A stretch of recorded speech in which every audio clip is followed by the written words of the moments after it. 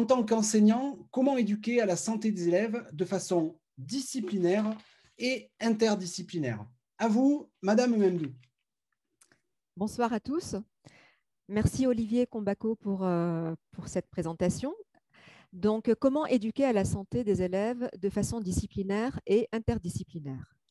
Alors, pour répondre à cette question, je vais partager avec vous une expérience pédagogique, celle d'un projet que nous avons mis en place depuis la rentrée de septembre.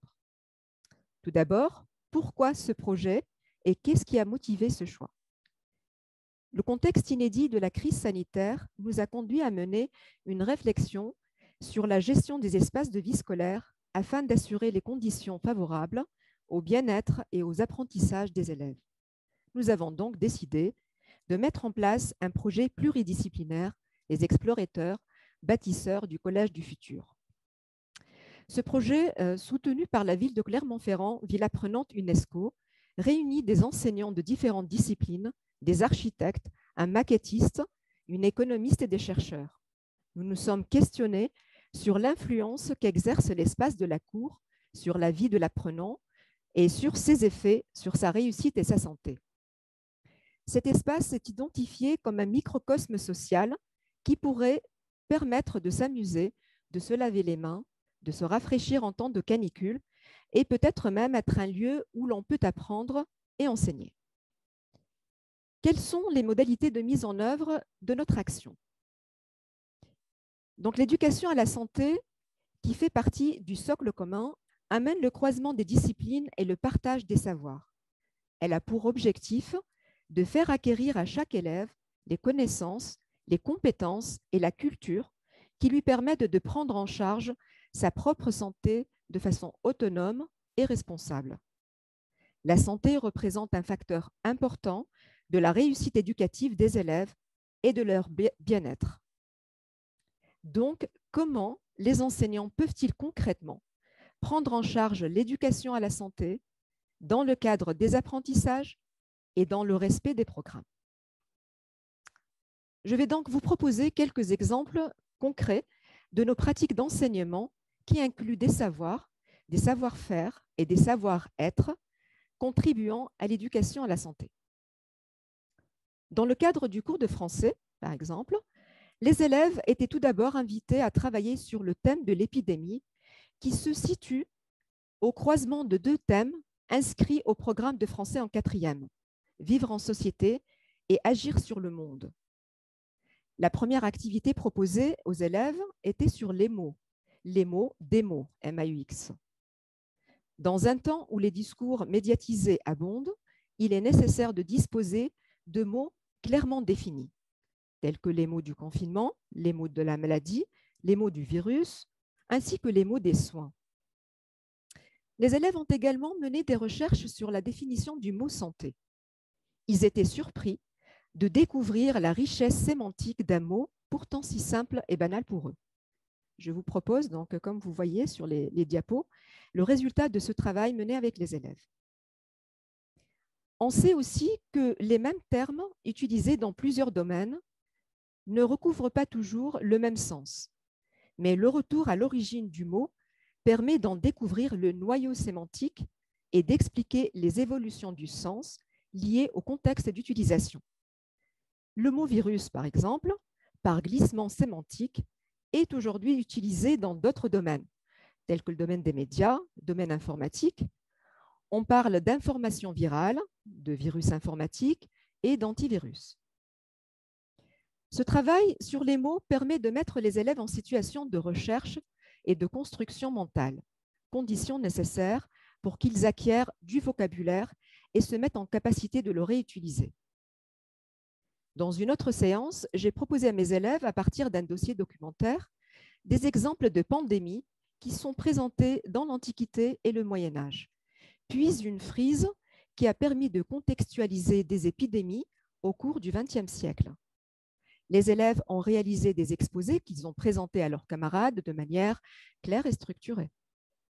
L'objectif de la séance était de les faire réfléchir aux réactions des sociétés face à l'épidémie en adoptant une perspective historique. Cette approche historique a été enrichie par une approche littéraire. Les élèves ont lu et étudié des extraits de textes littéraires qui évoquent les épidémies ravageuses. L'objectif de ce travail était de réfléchir ensemble sur la mise en récit que les auteurs font de l'épidémie. Comment rendre compte d'une expérience épidémique à la fois individuelle et collective. Des ateliers d'écriture libre ont également été mis en place. Les diverses activités proposées étaient destinées à favoriser l'expression des sentiments et la parole de l'élève, à travailler de l'intérieur même du langage la relation aux mots, au monde et à soi. Donner aux élèves un espace pour exprimer leurs inquiétudes, pour penser et penser leurs angoisses, permet de restaurer un sentiment de confiance et d'éliminer les fausses représentations qui pourraient naître des conversations ou des consultations de sources d'informations peu fiables. À ce sujet, nous avons mis en place une séance interdisciplinaire, SVT et français, pour aborder avec les élèves le thème de l'évaluation de l'information, comprendre la pandémie pour mieux agir.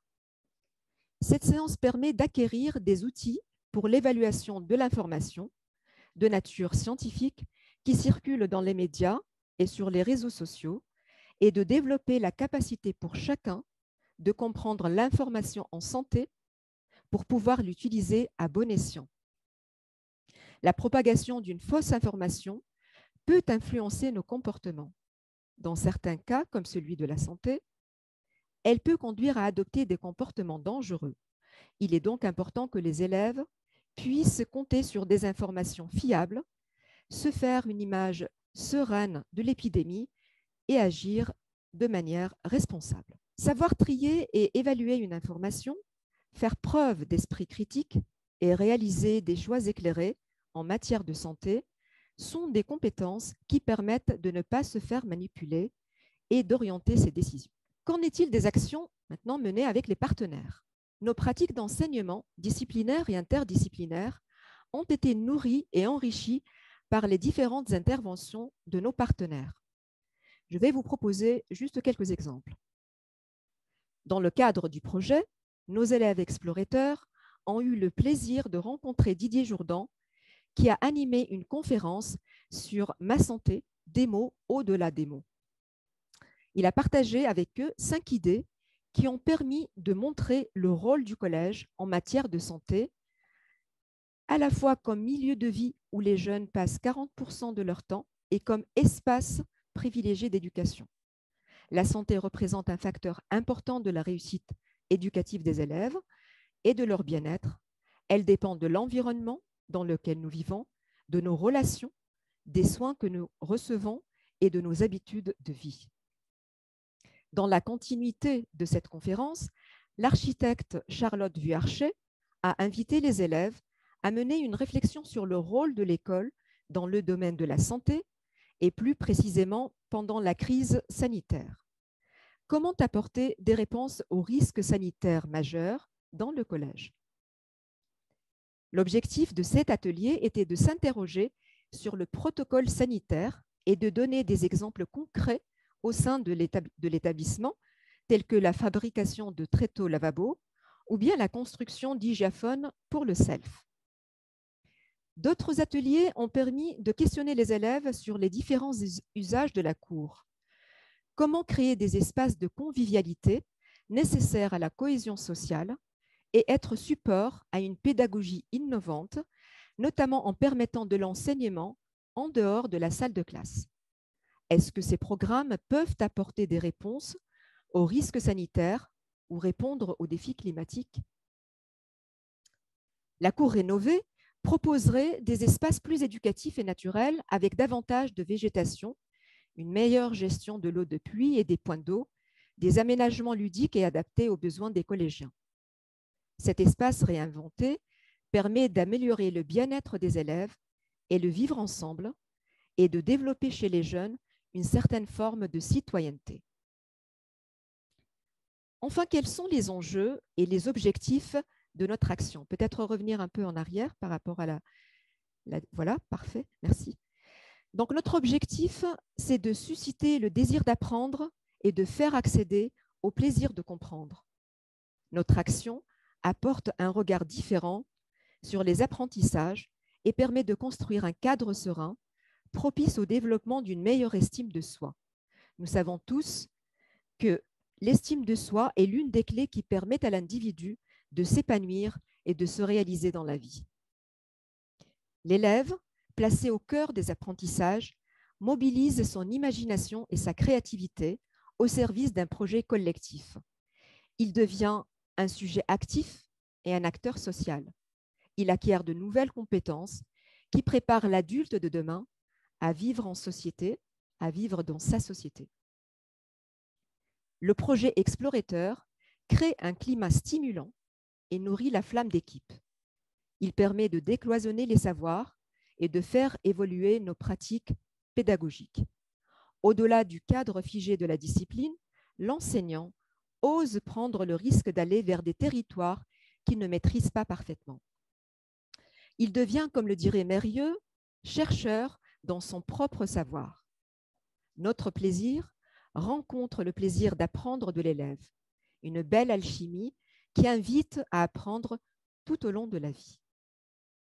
Alors, pour terminer, j'aimerais partager avec vous cette belle citation de Saint-Exupéry. « Si tu veux construire un bateau, ne rassemble pas tes hommes et femmes pour leur donner des ordres, pour expliquer chaque détail, pour leur dire où trouver chaque chose. Si tu veux construire un bateau, fais naître dans le cœur de tes hommes et femmes le désir de la mer. » Je vous remercie. Merci beaucoup, Souro Mendou, pour cette présentation très riche. Là aussi, on voit...